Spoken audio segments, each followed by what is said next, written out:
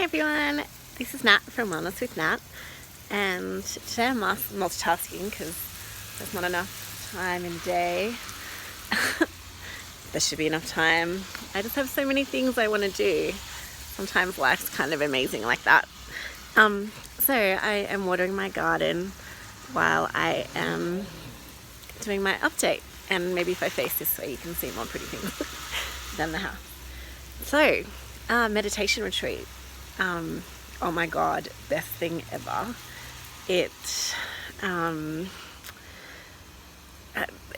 changed me again. Every time I go on a retreat, it lifts me and helps me get into a deeper contemplation and get real. Like, it's getting real. So I guess background, the meditation retreat that I went on was a Tibetan Buddhist meditation retreat, and it's not about the bells and whistles. It's hardcore meditating and teachings and meditating. So and silence, lots of silence.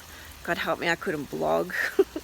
I'll work out how to post a few videos together for that, because I took some videos while I was there at the beginning and at the end, but I was disciplined and didn't do it during.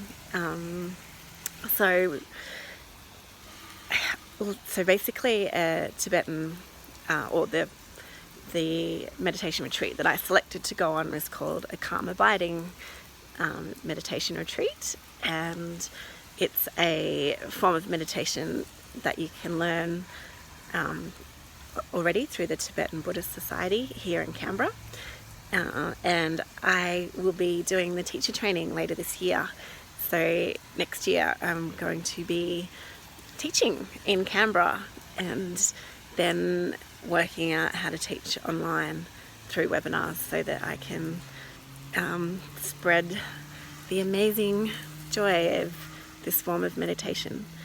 So yeah, okay, so basically this retreat was set up to start from 6 a.m. and one morning from 5 a.m. and you do your 90-minute meditation, have a break, food break like breakfast, then do 2 hours of teaching, have a meal break, then 90-minute meditation, then lunch, then 2-hour teaching, then afternoon tea, then hour and a half meditation, then dinner, then an hour and a half to 2 hours of meditation. So it's not for the light-hearted, and it's definitely not for someone who is just looking to chill out. So it's, yeah.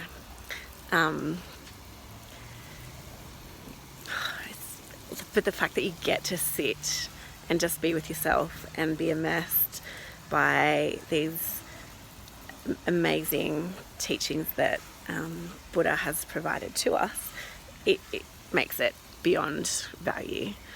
So I did my 5 days and a lot came up for me, actually. I let go this time, and instead of just trying to work out where I fitted and how it all worked, I knew where I fitted, and I knew the benefits that we could get from meditating and contemplating in such a strict manner in a confined and safe environment. So I had some really big revelations. So 2 that I'll share that are definitely worth blogging about.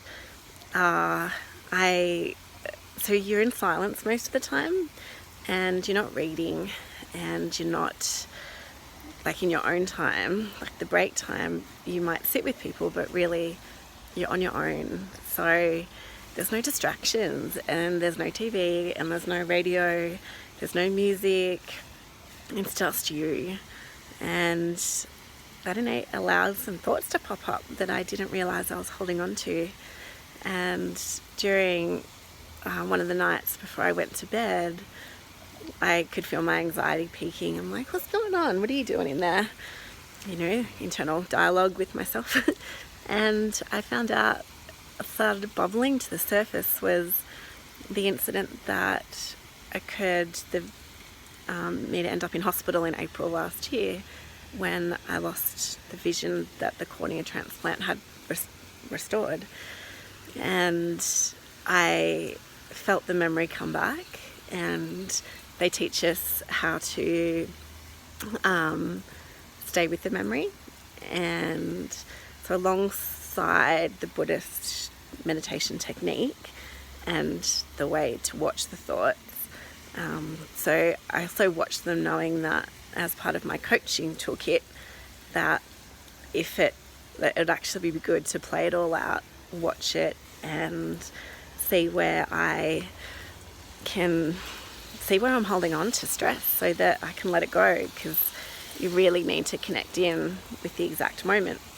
So I let the event play out, and it was like a roller coaster, hey, like it was just, it would be like flying down on the roller coaster head first straight into the event, into the situation, and the conversations played out, and the bits that happened after that, and yeah, it was like just almost ducking for cover. Like it was like just hold on for the ride. It was horrible. But I knew it would finish, and I knew I was safe, so I stayed with it. And as the memories were fleeting back of how it all unraveled, you know, tears were streaming down my cheeks. I was like, wow, like how much energy. This was a year ago, and I thought I was okay with it, but no, obviously within the silence, I could let these memories come back, these issues come back, and so, or be seen. And so, yeah, I basically connected in with each person that was part of the memory, and did some clearing on that, which I can do with you if you're having any issues with people. I'm going to set up my coaching business again, so I'll stay tuned. And yeah, so that was one big breakthrough. And the next morning when I woke up, I was like, okay, how are you going? Like, well, I actually forgot about it until we were meditating, and I was like, oh, shit, yeah, quick. What other issues are there? Let me tap in. Oh, who have I got problems with?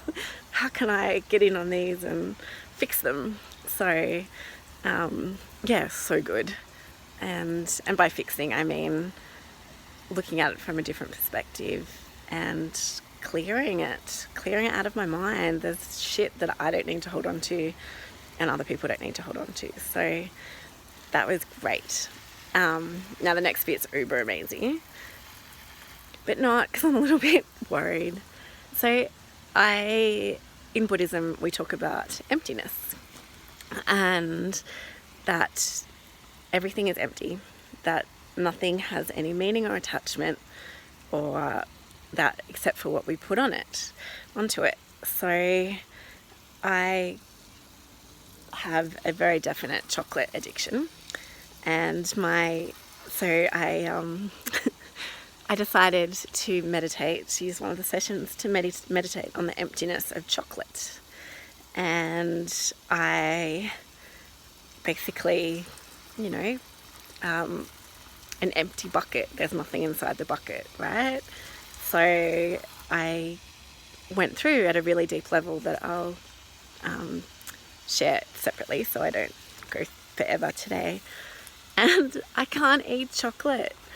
And it's not funny, like it's so bad that it's funny, but not funny, because oh my God, I have chocolate sitting in my room, and I even purchased a Milky Way, like the servo, on the way home from the retreat centre, because my habit was to buy chocolate, and I haven't eaten it still, it's still here.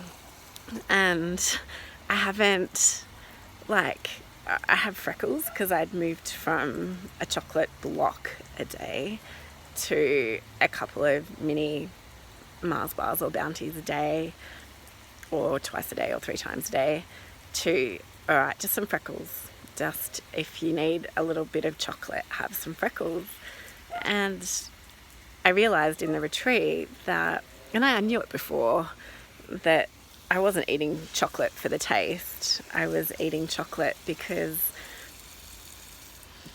I was just holding on to it, like it, some people might, go that glass of wine because it just feels good, or we go for 2 sandwiches or 4 pies, or, like when you go to the footy and you buy beer, chips, and maybe a hot dog, because you're there, that's what you do.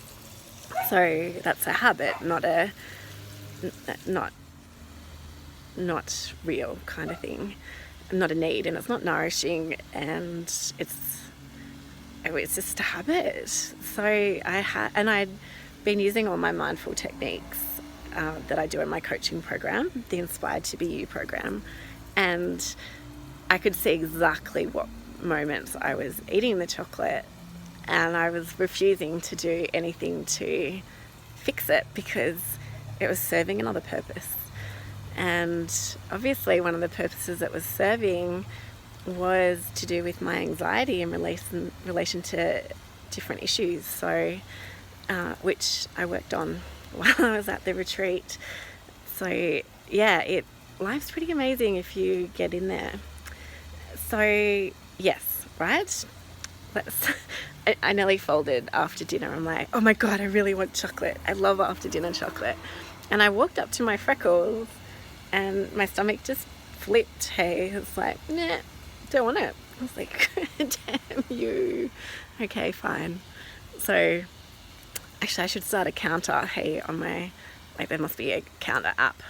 And I can count the number of days that I have willingly chosen to not eat chocolate without denying myself the opportunity. So I'm hoping that when special occasions come up and I'm walking past a delicious chocolate shop, or I'm meeting a girlfriend for coffee and chocolate at Cocoa Black, that I can have my chocolate. So we'll see. So the other news is to do with my weight loss and my isogenics journey. So I'm actually finding heaps energy gain. The tablets are still doing their thing and not giving me the old nut traditional style weight loss, but I'm feeling heaps better. My face is looking brighter. Look, my cheeks are even rosy. I don't even have makeup on. So yeah, you can see a difference in me, but I'm not gaining weight, and it's taught me how to eat better, which is really good, at like smaller controlled portions and stuff. And the last thing that I wanted to share today is kind of about, I've forgotten. Crap, it was just on the top of my mind. What did I do? I had my emptiness meditation. Oh, that's right. Speaking of emptiness, so I am on leave from work at the moment and about to do some traveling and stuff like that. And one of them is to a family wedding in Adelaide, which I can't wait to get to and see you guys. And so as you know, I've sold my house to move in with my dad because I was meant to have eye surgery this year and need a substantial amount of time off work.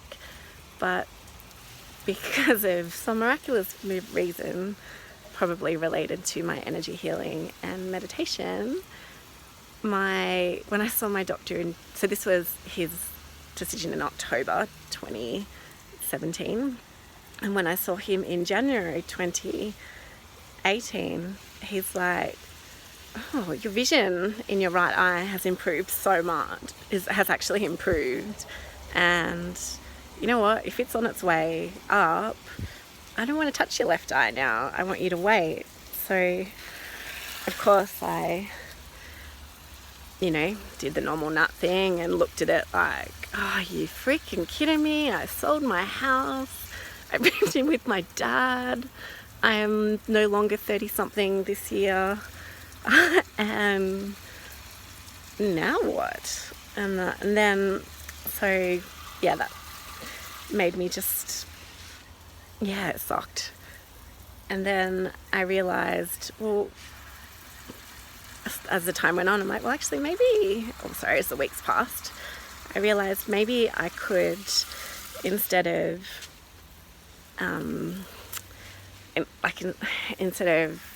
looking at this as a wasted opportunity, why don't I look at it as an opportunity gained? And by being in the safety of my dad's house, then I could actually maybe take a year off and take a year for me and see how I can heal and recover. So I am in the process of having chats to work about it and to see if that might be okay. But if it is, my plan is to basically go in meditation into retreat for 2 to 3 months, and not increase wellness with nut amazingly quickly, and not get all of my teas out to stores like I'd hoped, and actually to find nut. And I know that I'm not the girl that I was pre-cornea transplant, and I don't think the same. I'm not looking for a consumer-driven life, as I used to say, with my high heels and pretty things and pretty dresses, and that's not a priority for me now. I've learnt how to be resilient, and I've learnt how to help myself, and I just want to help others.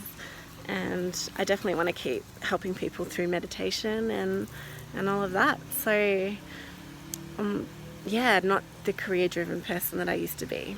However, I still value my current job, so want to stick around, but not in the way that I used to be. So I know that by having a nice break away from the hustle and bustle and the pressure of everyday life, even living at your dad's,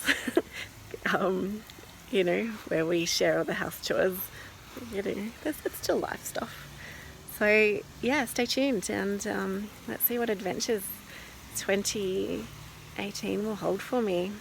And if anything that I've spoken about has intrigued you, please comment below or PM me, because I always love to talk and help you.